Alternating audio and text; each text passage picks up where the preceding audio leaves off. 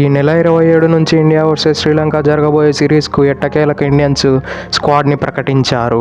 ముఖ్యంగా స్క్వాడ్ని ఇంత లేట్గా పిక్ చేయడానికి కారణం ఏమిటంటే కెప్టెన్సీ. టీ20 కెప్టెన్సీకి చాలా కారణాలే జరిగాయి.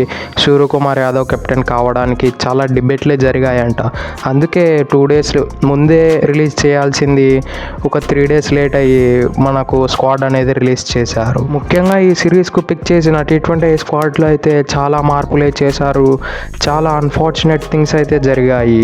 ముఖ్యంగా మనం ముందుగా ఫస్ట్ స్క్వాడ్ని చూద్దాం. Batters Suryakumar Yadav, Shubman Gill, Jaiswal, Rinku Singh, Riyan Parag. Wicket keepers Rishabh Pant, Sanju Samson. Bowlers Ravi Bishnoi, Harshdeep Singh, Khaleel Ahmed, Mohammed Siraj. All rounders Axar Patel, Sundar, Dube, Hardik Pandya. స్క్వాడ్లో అయితే చాలా అన్ఫార్చునేట్ థింగ్స్ అయితే చాలా జరిగాయి. ముఖ్యంగా ఈ సిరీస్ నుంచి రుతురాజ్ గైక్వాడ్ని పిక్ చేయకపోవడం చాలా సర్ప్రైజింగ్గా ఉంది. ఎందుకంటే అతడు ఆడిన గత 7 మ్యాచ్లు చూసుకున్న బ్రిలియంట్గా ఆడే టీంకు ఏకంగా 350 రన్లు కొట్టి అందులో 71 యావరేజ్ మెయింటైన్ చేసి స్ట్రైక్ రేట్ కూడా ఆల్మోస్ట్ 150+ మెయింటైన్ చేశాడు. అంతెందుకు లాస్ట్ జింబాబ్వే సిరీస్లో కూడా 137 రన్లు కొట్టి 66 స్ట్రైక్ రేట్ మెయింటైన్ చేసి మన ఇండియా తరపు నుంచి హైయెస్ట్ స్కోరర్ అతడే. కానీ ఎందుకు రుతురాజ్ గైక్వాడ్ని మన టీమిండియా పికప్ చేయడం లేదు, అది నాకు చాలా సర్ప్రైజింగ్గా ఉంది. అలానే ముఖేష్ కుమార్ కూడా జింబాబ్వేతో జరిగిన మ్యాచ్లో ఏకంగా 8 వికెట్లు తీశాడు 3 మ్యాచ్లలో. అలానే ఆవేష్ ఖాన్ కూడా 6 వికెట్లు తీశారు. వీళ్ళిద్దరు వికెట్ తీయడంతో పాటు చాలా క్రిటికల్ లైన్ లెంత్ లేసి ఎకనామికల్గా ఉన్నారు. కానీ వీళ్ళిద్దరిని ఎందుకు సెలెక్ట్ చేయలేదో ఇంతవరకు అంత చిక్కని క్వశ్చన్. ముఖ్యంగా టీ20 సిరీస్ నుంచి హార్దిక్ పాండ్యాని కెప్టెన్సీకి తప్పించడం ముఖ్య కారణం. చాలా కారణాలే ఉన్నాయి. అందులో ముఖ్య కారణం వచ్చేసి గౌతమ్ గంభీర్. అతడు హార్దిక్ పాండ్యా యాటిట్యూడ్ చూసినట్లయితే అతడు యాజ్ ఎ ప్లేయర్గా ఆడినప్పుడు ఒక యాటిట్యూడ్ ఉంటుంది, యాజ్ ఎ కెప్టెన్గా ఆడినప్పుడు ఇంకో యాటిట్యూడ్ ఉంటుంది. మీకు బెస్ట్ ఎగ్జాంపుల్ చెప్పాలంటే ఈ IPL 2024 సీజన్లో హార్దిక్ పాండ్యా యాజ్ ఎ కెప్టెన్గా ఆడినప్పుడు ఆర్సీబీ వర్సెస్ ముంబై ఇండియన్స్ మ్యాచ్లో Dinesh Karthik 18th over batting చేసేటప్పుడు, ముఖేష్ మాద్బాల్ బౌలింగ్ వేసేటప్పుడు అతడు థర్డ్ మ్యాన్ వైపు రివర్స్ స్వీపులతో ఒక 4 షాట్లు కొట్టాడు. ఆ తర్వాత కూడా అతడు అక్కడ డీప్ థర్డ్ మ్యాన్ని ప్లేస్ చేయలేదు. దాన్ని బట్టి అర్థమవుతుంది ఎటువంటి యాటిట్యూడ్ కైండ్ ఆఫ్ ప్లేయర్ అని. ఇక ముంబై సపోర్టింగ్ స్టాఫ్ చూస్తే మార్క్ కోచర్, మహిళా జయవర్ధన్, సచిన్ టెండూల్కర్ లాంటి దిగ్గజ ప్లేయర్లు ఉన్న వాళ్ళ మాటే వినలేదంటే ఆఫ్టర్ ఆల్ గౌతమ్ గంభీర్ మాట ఎక్కడ వింటాడని గౌతమ్ గంభీర్ తప్పించినట్లు ఉన్నాడని నాకు అనిపిస్తుంది. ఈవెన్ సూర్యకుమార్ యాదవ్ గౌతమ్ గంభీర్ రిలేషన్షిప్ చూసినా వీళ్ళిద్దరిది చాలా హెల్దీగా ఉంటుంది. మనం ఫ్యూ ఇయర్స్గా చూస్తూ ఉన్నాం వీళ్ళిద్దరు గౌతమ్ గంభీర్ సూర్యకుమార్ యాదవ్ని ఎలా సపోర్ట్ చేస్తూ వస్తున్నాడు క్రికెట్ గ్రౌండ్స్లో. ఇక ఓడే విషయానికి వస్తే విరాట్ కోహ్లీ మరియు రోహిత్ శర్మ అవైలబిలిటీకి వచ్చి మ్యాచ్ స్క్వాడ్లోకి జాయిన్ అయిపోయారు. దీనికి ముఖ్య కారణం గౌతమ్ గంభీర్ అని చెప్పవచ్చు. ఎందుకంటే అతడు ఒక రిక్వెస్ట్ పెట్టాడంట.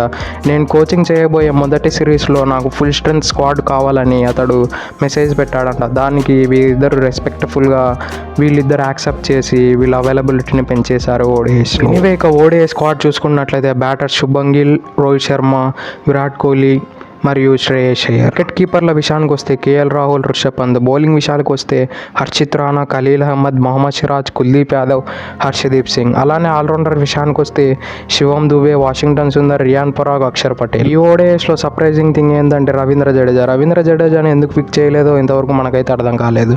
బహుశా అక్షర్ పటేల్ని ఈ ఓడిఐ మరియు టీ20లో ఆడించి జడేజాను టెస్ట్ ఫార్మాట్కే పరిమితం చేస్తాడని నాకు అనిపిస్తుంది గౌతమ్ గంభీర్.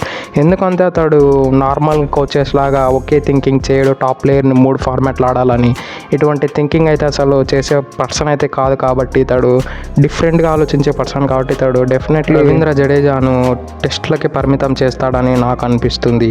అలానే సంజు శాంసన్ని ఓడిఐ ఫార్మాట్కి సెలెక్ట్ చేయకపోవడం కూడా ఒక బిగ్గెస్ట్ డిసడ్వాంటేజ్గా నాకు అనిపిస్తుంది. ఎందుకంటే Sanju Samson last ODI series జరిగిన సౌత్ ఆఫ్రికా అగైన్స్ట్గా జరిగిన మ్యాచ్లో ఇతడు సిరీస్ డిసైడర్లో ఒక 100 కొట్టాడు. అది కూడా టిపికల్ సౌత్ ఆఫ్రికన్ పిచ్చెస్లో ఇతడు 100 కొట్టాడు. ఇతడికి ఇంత మంచి కేపబిలిటీస్ ఉండి కూడా ఇతన్ని ఎందుకు సెలెక్ట్ చేయలేదో నాకైతే ఇంతవరకు అర్థం కాలేదు. ఇంకో ముఖ్య విషయం ఏమిటంటే మీరు బాగా గమనిస్తే శుభ్మన్ గిల్ని 2 ఫార్మాట్లో వైస్ కెప్టెన్గా పెట్టారు. ఎందుకంటే మన ఇండియాకు స్ప్లిట్ కెప్టెన్సీ అనేది వర్కౌట్ కాదని అనిపిస్తుంది ఏమో గౌతమ్ గంభీర్కి. అందుకే వీళ్ళిద్దరు రిటైర్డ్ అయిన తర్వాత ఒకవేళ ఇస్తే కెప్టెన్గా శుభ్మన్ గిల్ని గ్రో చేస్తారని నాకు అనిపిస్తుంది ఇండియన్ టీంకు. ఎందుకంటే ఇతడు యంగ్స్టార్ మరియు కన్సిస్టెంట్గా మ్యాచెస్ ఆడుతున్నారు. ఇతడికి ఇంజురీస్ కూడా చాలా తక్కువగా జరుగుతున్నాయి కాబట్టి ఇతన్ని 3 ఫార్మాట్స్లో గ్రూమ్ చేస్తాడని నాకు అనిపిస్తుంది గౌతమ్ గంభీర్ రాబోయే 5 ఏళ్లలో. అది కూడా రిషబ్ పంత్ మరియు కేఎల్ రాహుల్ ఉన్నప్పుడు కూడా వీళ్ళిద్దరికి వైస్ కెప్టెన్సీ ఇవ్వకుండా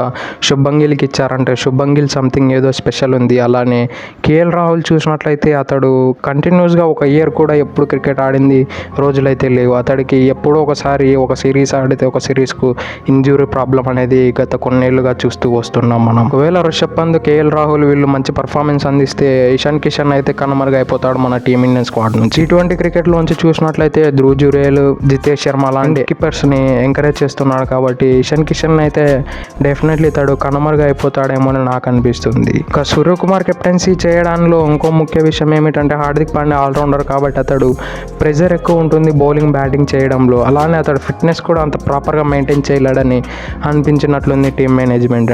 అందుకే హార్దిక్ పాండ్యాని పక్కకు దొబ్బేసి సూర్యకుమార్ యాదవ్ని కెప్టెన్సీ ఇచ్చారు మన T20 వరల్డ్ కప్లో. ఇతడైతే నెక్స్ట్ రాబోయే 2 ఏళ్లకు డెఫినెట్ ప్రతి మ్యాచ్ ఆడే ప్లేయర్గా ఉంటాడని ఇండియాకు దాన్ని దృష్టిలో పెట్టుకొని సూర్యకుమార్ యాదవ్కి కెప్టెన్సీ ఇచ్చినట్లు అనిపిస్తుంది నాకు. అలానే స్టాట్స్ కూడా అవే చెబుతున్నాయి. లైక్ ఎక్స్ప్రెస్ స్పోర్ట్స్ మీడియా ఇలాంటి వాళ్ళు కూడా అదే చెబుతున్నారు.